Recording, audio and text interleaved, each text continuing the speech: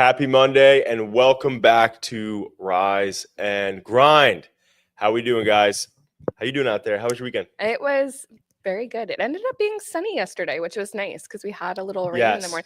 I loved that kind of Sunday, to be cozy in the morning and then sit in the sun in the afternoon. Yeah, that was good. A little, best of both Yeah, worlds. Because yeah. I love like rain that too. sometimes. It's nice to sit in the rain and reset, right? Agreed. I enjoy rain. Yeah, me too. Yeah. Yeah, how was your weekend? It was good. Relaxing, recharging, outside, outdoors.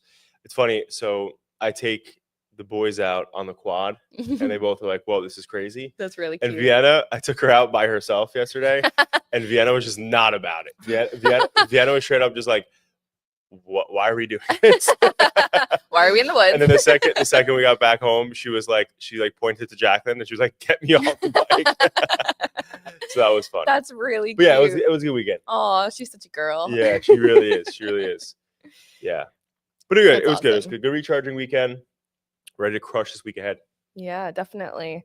And shout out to Batch. Wait, so this is where your sister worked? No, I don't know. Why did you think that this morning? I don't know. Because I like the maple lattes my sister makes me, probably. Is that why? No, I thought that's what it was. Oh, no. Noon. She works at Noon. Oh, Noon. okay. Kind of similar, but Batch. Yeah. Actually, Chris went to high school with the owner's daughter, I think, or something like that. Yeah. Well, shout out to Batch because Batch makes fire coffee. They're so good. They're so good. And I have to say, I was thinking about it the other day too, because seasonally they must make a killing. Everybody going up to the beach, and they're the only really good coffee shop up on the beach line right here.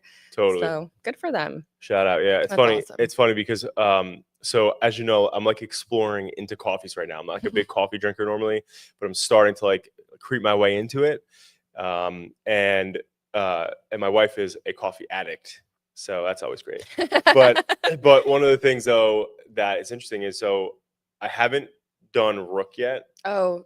And so take your time. I joke around. So like my at Jacqueline's like birthday, she had like a little like Rook coffee bar. Oh.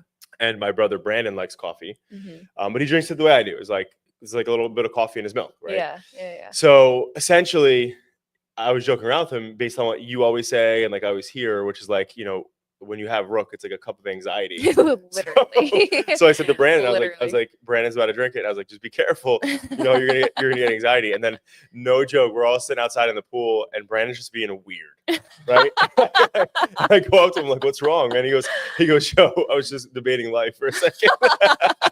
He goes, I was so anxious. Oh my gosh. Is it really that strong? They have a strong cup of coffee. And I'm someone who I drink a lot of coffee. Yeah. But their hot coffee, I can drink normally. Their cold brew takes me all day. And the last time I drank it was with my dad, and he was just like, are you okay? I'm like sweating. I talked his ear off for like 3 hours straight. So yeah, get it. I have Rook when I know I need a little power boot, like a serious power boot. That's how I know Jacqueline is completely addicted, because she'll have a Rook and then she'll still have another coffee later. Whew, she's strong. That's crazy. Yeah.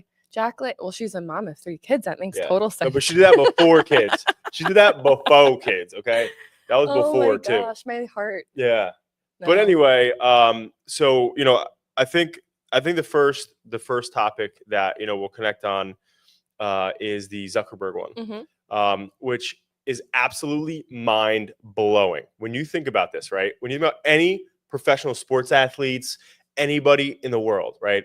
There's very rare, and I don't know if this is even a thing, right? I think Zuckerberg might have created a new category of sign-on bonuses, but essentially he was poaching other employees at OpenAI and these other AI startups, and in a nutshell, he's offering some of these people $100 million signing bonus.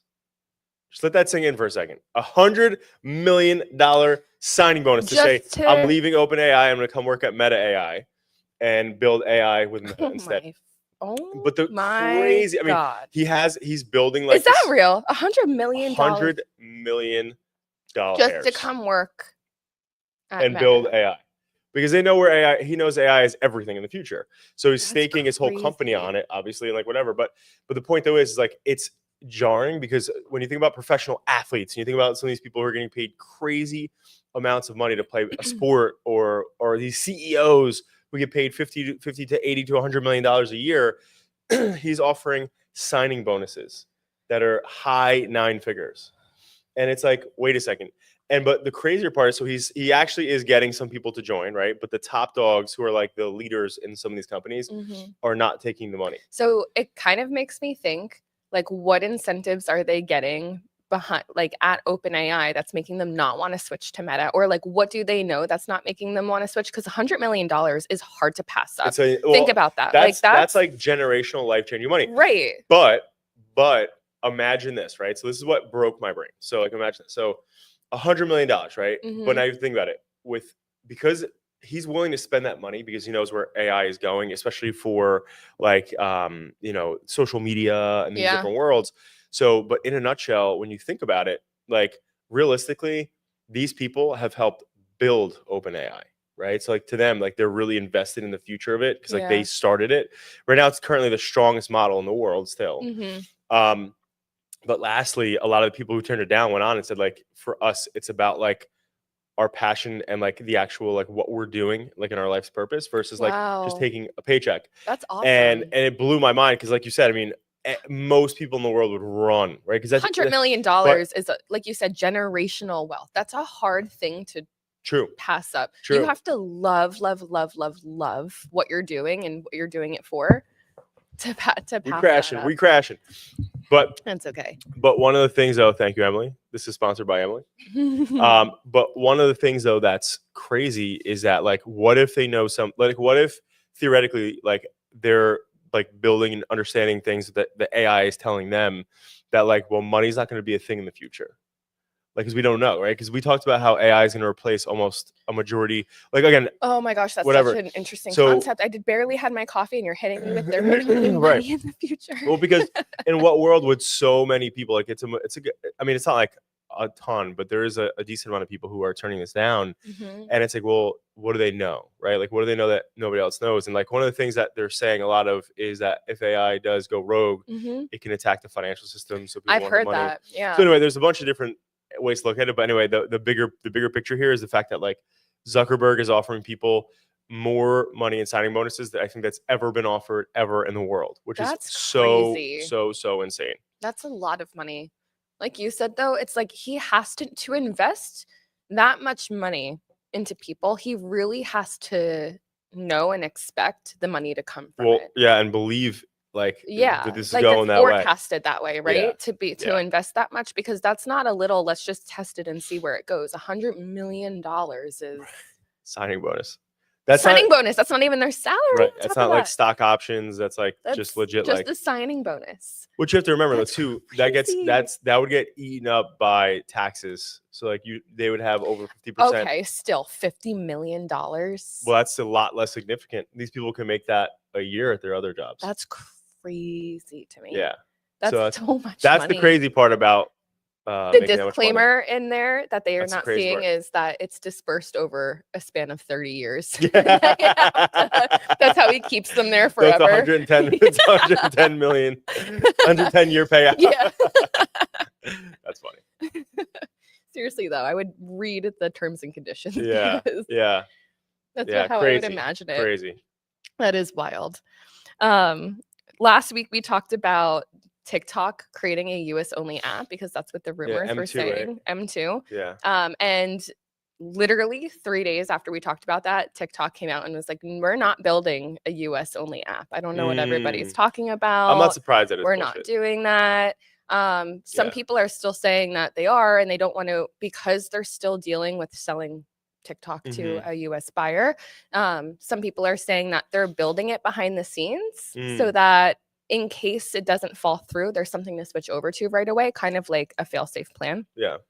And then some people are saying that they're really not putting their time and attention into it. But I don't know. I kind of feel like if you are at risk of losing, if they don't find a buyer for TikTok, right, and we lose that app here, think about how many people, how many creators are losing their content, their jobs. Like, there's so much behind it.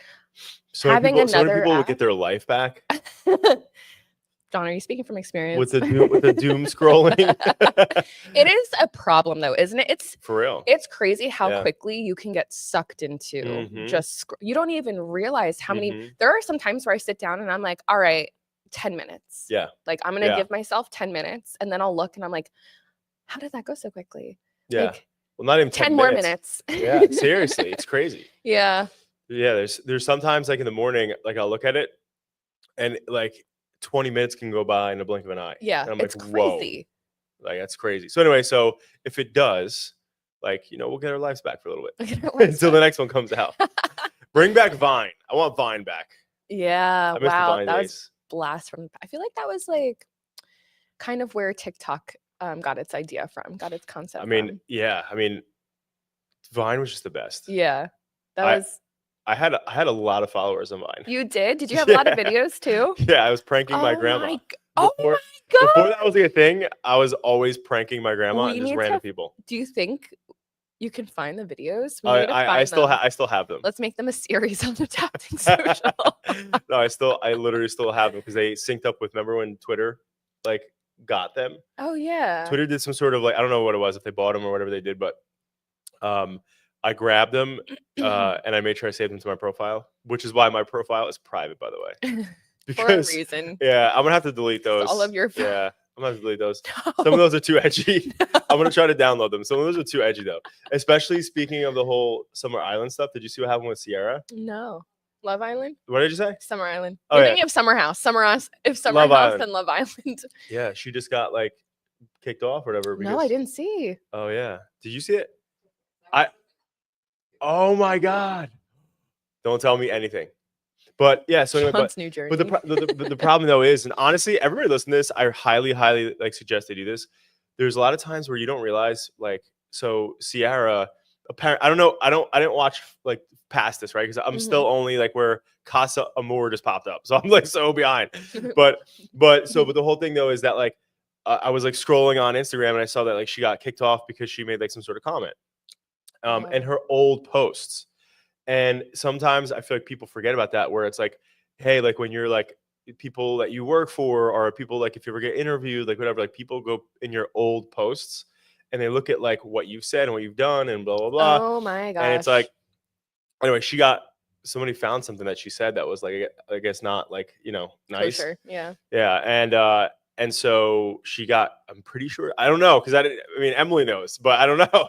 But apparently she got kicked off the show, or you can tell me, did she get kicked off the show? Got it. Did they blatantly say like, you're kicked off because of this? And they made a statement, or was just like, I have to go? Oh, so they made a statement saying personal reasons. Yeah, Emily, we gotta get you a mic. Yeah, yeah. but apparently it said that she left for personal reasons, and then when I was scrolling, I saw like her apology video. Yeah. So anyway, my point is professionals out there, make sure you are checking your old stuff, because sometimes things that used to be funny, it's crazy how things change, and then you're getting judged off of past stuff, Well, also when you think about it, like we all had social media when we were we know Megan kids. Don't have good stuff in the past. Whoa. Megan stuff from the past. Nobody go scrolling, okay? Nobody goes scrolling. No, especially I feel like Facebook is where like you grew up on Facebook. So there's things on there that you're just like, why am I talking to my friends openly about these things? Mm-hmm. I did a good scrub though a few years ago, and I'll have to do one again. Yeah. Just because people do check. They're just curious. I know. That's why I made my Twitter private. Yeah. Because I've never said anything bad, but I'm just really screwing with like people and my grandma. I need to Grandma see Joni, I love you. All right. She ain't never gonna watch it, but I love you. I need to see these videos. Yeah. Yeah. And it's cool. You know, this is the problem. Like I did those things. I did those things way back when, before like I forget one guy's name who always messes with his grandma. But it's like he's super, super viral. Oh, I know who you're talking about. Yeah. His grandma. Yeah. But anyway, he monetized off it. This dude's crushing it off of messing with his grandma. I did it purely, and my grandma always got so pissed at me. Oh my God. That seems so on brand for you though. Yeah. Pranking the people around you. Yeah. It was so long ago. It was legitimate. Like, I had like, anyway, let's move on. Okay. So let's see. We talked about TikTok. You want to talk about YouTube banning lazy AI? Yeah. So I'm really stoked about this, and I hope everybody follows this. But apparently right now, YouTube is going to be the first of hopefully many to start banning lazy AI content. So what that means essentially is like, if you're creating content that's just like stupid AI that's obvious and like it's like spammy almost. Like the way they called it was slop. Oh, Like slop interesting. AI. So like if it's something that's like not creative and it's not like something that's gonna be entertaining, and if it's like, because like we talked about this the other day internally with our team, but some of the things they're putting out right now, some of these creators, they're super racist. Yeah. They're super terrible. They're like targeting so many different things, and it's like some of the things are just completely morbid. Yeah. And it's like all over TikTok, mainly is where I see those things. But it's like YouTube taking that step so that people aren't constantly just watching fake crap. Because like right now, like I could always tell instantly when something is like AI. But like sometimes it's hard to tell though. In the future though, it's gonna be hard. Yeah. And I watched this guy who essentially said like, and we noticed in the past where, remember, it was like even like a year or so ago where like there was that one company who like I could like take pictures of my face and then they would do like an interview like and talk for me. Yeah, I do remember that. Apparently this one dude who's a content creator is like essentially downloading all of the videos he's ever done into this AI, and then moving forward, even on Zoom calls and stuff and Google Hangouts and like actual meetings, his AI can go attend those meetings, he said, and like and would respond the way he did and do I whatever. have found the solution to being in meetings all day. So, but like realistically, it's like, you know, the fact that YouTube is looking into like stopping BS AI. Yeah. Like it's gonna be hard, but like I'm glad that somebody's starting to like put their foot down on it, because I think at the end of the day, for like good creators, like it's, I don't know, it's like when you think about really good, passionate people who are good at creating content, like I don't know this guy's name, but he's so talented. He does a lot of like green screen work and like just cool videos where it's like he could be sitting there and like he'll like jump into his TV and then like he just does really cool animation. But like now, like you could in AI do that without any of that production. I was just thinking about that. Like the word creators is going to change its meaning so much over the next few years. Prompters. Because yeah, I mean, creative prompters. Like if you were an artist, like what you're talking about, like the animations or editing, like you really had to have a talent for it and a skill for it and a mind to be able to think like, what can I create? Whereas now so many people are using, so many creators, especially on social media, are using AI to come up with the ideas and then execute them. And some of it is mindless. Some of it is just well, you're absolutely right. Yeah. And not only that though, so Johnny has recently got into Blippi. What's Blippi? Blippi's like Miss Rachel before Miss Rachel. Oh wow. So he's a different type. Like he's not like educational as much as she is. He's more like fun and moving and like I need to Google it. He's like more stimulation, I'll say. Okay. Like in a way.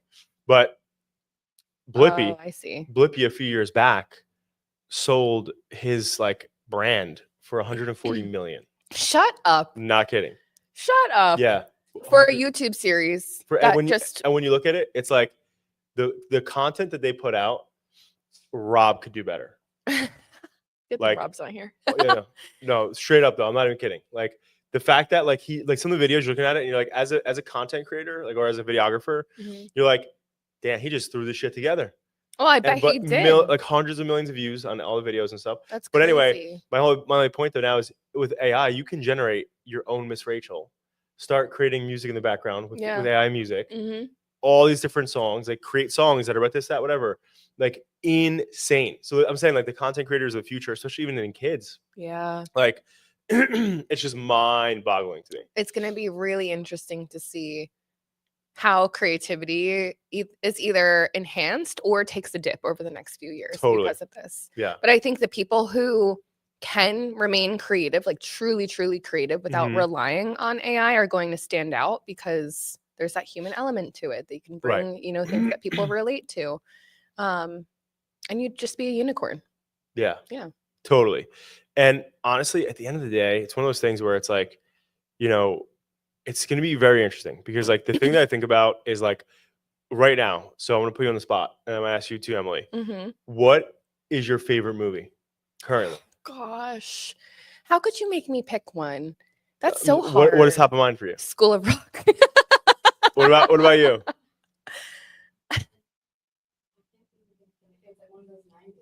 So actually let me reframe my question. From 2020 to now, favorite movie. That is so hard. It's actually a Disney movie, Cruella. Did you see that? Yeah. Yes, I did. Yeah, it's about a fashion designer. I think Yeah, that's I why I like it. No, look, so, but my point though is like, it's like me and Jacqueline were just talking about this. We're like, when you look at movies and like both of you thought of older movies, Yeah. it's like, why did that stand out so much to us back then? When you look at like how many movies were produced when we were younger versus how many movies are produced now, it's so many more. Oh yeah. Right. And it's like, that's what made those so special back then. Right. Because like, oh, this new movie's coming out. Right. And it's like, this is so cool. Like, I'll never forget how pumped I was for when The Grinch came out. Oh Like, yeah. when The Grinch came out, I remember like being like young as hell, super stoked. Still to this day, every year, gotta watch it. Gotta watch it. Christmas every time, a million times. You start in September. I recite the whole movie. The whole movie. Jacqueline You put the costume on too. I know. I don't. I should though. I do dress up for Santa though for Christmas Eve. You should get a Grinch costume this year. No way. I can't. I gotta be Santa. But anyway, but my point though is like, when you think about it, like, how many movies are we just loaded with and bombarded with? So it's like, when it comes to TV content, series too. That's Like, what I mean. the thing is that I feel like that's why I'm mind TV boggled. series have replaced movies over the past, since 2020. Like, people now binge watch entire series as if, and it's like, oh, let's not watch a movie because it's too long, but then you sit there and watch episode after episode after episode for 5 hours straight. Right. And I feel like there's been more, but it's a lot of new content coming in all at once. Like, who's a new actor that's like a newer actor that you like? Oh, that is, I don't know. I don't know their names. Like I know like Ben Affleck and Brad Pitt. Like Timothée Chalamet, but like that's because Chalamet. he was also in some recent movies and things too. See, I wouldn't know him unless that. And he was in like back to back movies for a while. But otherwise, no clue. Yeah. So I'm just glad Adam Sandler's still doing movies because I could still say Adam Sandler. So. Which his new movie comes out, I think, in the next 25th. Yeah. And Julian is gonna be in it, hopefully. That's so exciting. Yeah, I'm really excited about that. So exciting. Yeah, so we'll see. But anyway, so I think it's an overload of content, and I think it's gonna be very interesting. Yeah. Right? Like, so we'll see how it plays out. Yeah. And then last topic, speaking of content, we talked about this a few weeks ago. Instagram has trial reels now, and it was in a beta test before. Now it's available to creators that have at least 1,000 followers. And so what's going to happen is you can take something from your drafts, and when you go to publish it, you're going to toggle off that it's a trial. And it will not post to your feed. It will not be showcased to anyone that follows you. It's going to be distributed to all non-followers so that you can really gauge the feedback and engagement. Like, is this relevant to people, or are people just liking it because they follow me and they like my content? And then you can get the stats before you decide to post or not post. So you can see, like, if a reel completely flops, you don't even have to post it on your feed. You just decide not to. Or if one does really well, then you can decide to post it. So it's really interesting to see, because before that it was kind of a hit or miss, right? Like, you'd post and see, okay, that one got no engagement and maybe this next one went viral. But now you can really A/B test essentially just through the trial reels. Yeah. It's changing it up for a lot of creators. Yeah.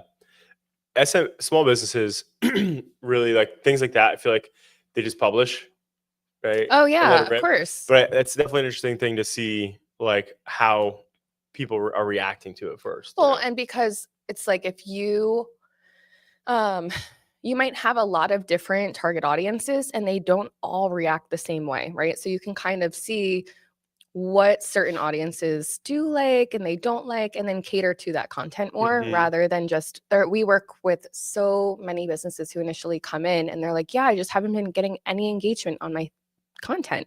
When we take a look at it, we're like, well, because you're posting for you, not for your audience. And this is the perfect way to test that. So true. Yeah. So true. The content that we're putting out now, like, everybody in general, as a business owner or a content creator, like, gone are the days where you're just trying to, like, sell or put out anything like that. It's like, it's so different, man. People want to be entertained. They do not want to see salesy shit, right? And that's the tough part too. Even when, like, I see, like, realtors and they're just, like, posting listings, it's like, you can't just post listings anymore. No, like, you got to be so, like, literally, you got to be so creative with it. I saw this lady, she literally it was a small, tiny little Jeep car that, like, looked real, and it was super creative. She put it she had a camera angle behind that Jeep, and then her real car, she was backing up, and it almost looked like she like hit somebody, but it was a toy car. I don't know how she did this. And then That's she was like, "Are you looking for a house?" And I was like, "Damn!" It's like stuff like that. Like that's social media is a playground now. Yeah. It's not as informal as it was. Um, Even LinkedIn, like with LinkedIn too, like yeah, like you get like the people like I just got a new job, or I'm celebrating X amount of years here, or whatever.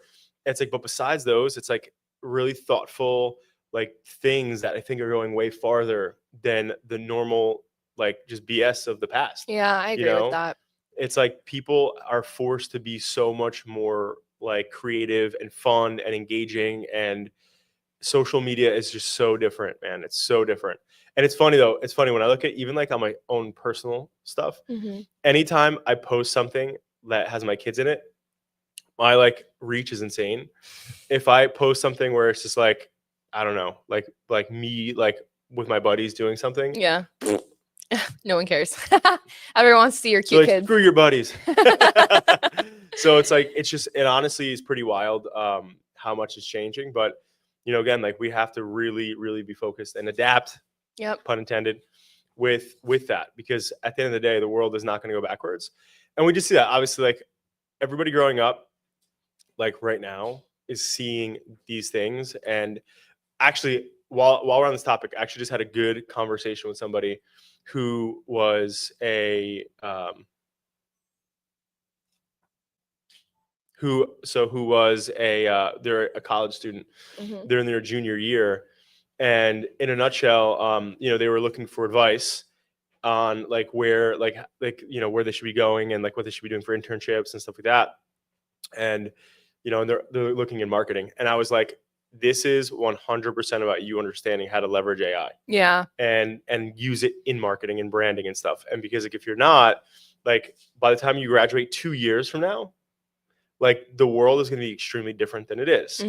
So like anybody out there that's still in school, or if you know somebody that's in school, send them this clip. But I think the biggest thing is this: like people want experience, right? So like you going and like if you're in the marketing game, right, and you're in college somewhere, like you going and getting actual hands-on experience and testing AI in these small businesses and doing it for free in the beginning helps so much, right? Because if somebody comes to us and they're like, "Hey, I have a college degree and in marketing and communications, you know, blah blah blah," like that's like okay. And you know me, I've never really cared about that. I care more about experience. Yeah. If somebody comes and they're like, "Hey, I've been, you know, doing like if we went back a couple years ago and so I was like, hey, I've been doing ads for 5 years, you know, and I had this amount of success, and here's some cool things I did," like that's really interesting, right? Yeah, I mean, it really does matter more. So if you can come to the table and say, I have this many years of experience with AI and I just graduated, it makes you stand out amongst everyone else that just graduated with you, because most people wait, especially students, they wait until they graduate and then start to think, how can I start to get experience under my belt? Right. You're already behind, especially with AI. 100%. Especially with AI. So yeah, so anybody that is watching that is in college or about to graduate, or maybe graduated like a year or so ago, I think right now, I know it's really difficult, but like doing shit for free and building a portfolio and actually being able to say like, hey, look, here's what I did leveraging AI, my own creativity, my own relationships, and grew, like that goes so far compared to like, you know, just being like, I went to college and I got, you know, this one thing. I think it also helps with the shock that comes, because the things that you learn in school are close, but they're so different from how it's actually applied in the workplace. And so if you get that experience, you're going to be an asset right off the bat, and it's not going to be a weird transition from taking notes at school to actually applying it to the tasks that you're doing every day. Yeah. And on that note, it's like, because obviously like Adapting Social is always looking to acquire another agency. I'm doing all these different interviews, and like I had one on Friday, and literally so many marketing agencies are like, they're not hiring anymore because they want to just bring AI into the fold. Interesting. And it's like, we still hiring? So, like, you know, it's like, it's just crazy that like some of these people are looking at it that way, where they're like, I'm not gonna whatever. So I say that because a lot of companies are doing that, right? Especially corporate companies. So it's like when you're like younger or changing careers, whatever, it's like, again, like understanding like that you can bring AI to the table is important, and not just say it, right? And be like, oh yeah, I know how to do AI. It's like most people should be leveraging, like I'm messing with AI like probably 3 hours a day, like Monday through Sunday. And it's interesting because Grok just released the Grok 4, and it's like huge. Apparently it's better than ChatGPT. Yeah, I heard right? that. Quote unquote. We'll see. I'm still testing it. But like, and I listen, I'm a big Elon fan, right? I love Elon's innovations. Shout out to Tesla and all these other cool things he does. But you know, I stick out of politics though. So just the innovations. But at the end of the day, it's like we really like are studying it. And if you're not studying AI and leveraging it every day and understanding it every day and bringing it into your life, like then you're not going to be ready. So just make sure you're doing that and get yourself set up for success. Yeah. But I think that's all she wrote, guys. Happy Monday again. And I'm just going to say one thing that I've been saying probably to you since the beginning of time. Okay. Which is over the past weekend, I was listening to a really good podcast. And if you haven't heard of it, it's called Diary of a CEO, DUAC with Steven. And he had this guy, Dr. K, on, who's like this like crazy, like, I guess he's like a psychologist or something, but dude's brilliant. And he talked about like the power of like meditation, and he was going through it and stuff. And anyway, long story short, like he said something that like really made me think, because I used to say this to you and Chris mainly in the past a lot, especially when things were crazy at Adapting Social. But it's like, you know, every week when you start your week, there are so many things already in advance that are going to happen that you cannot anticipate, right? And so you kind of like preparing yourself, because you can't control all the things that happen externally. All you can control what happens is internally. And he said this really good. I encourage everybody to listen to it. It's the Diary of a CEO podcast with Dr. K. But anyway, my point though is that this week ahead, there's going to be things that are going to be great that happen to you. There's going to be things this week that are going to happen that you're not expecting. You know, things that are going to be bad. You know, whatever, right? But the point though is like if you prime yourself and get yourself set up so that you know whatever happens, I can't control everything that happens to me, but I can control myself and be present and be grounded and be ready to like take whatever I can on, right? That's going to set you up for success. Because I know in the past, especially back in the day in like Asbury and Red Bank, like when things would happen, it would be overwhelming, be upsetting, it would be all these different things, right? And so, you know, like if you are prepared for these things to happen, you're like, I know these things are going to happen. It's just a matter of when, and me being ready to brace it, right? Like embrace it, better yet.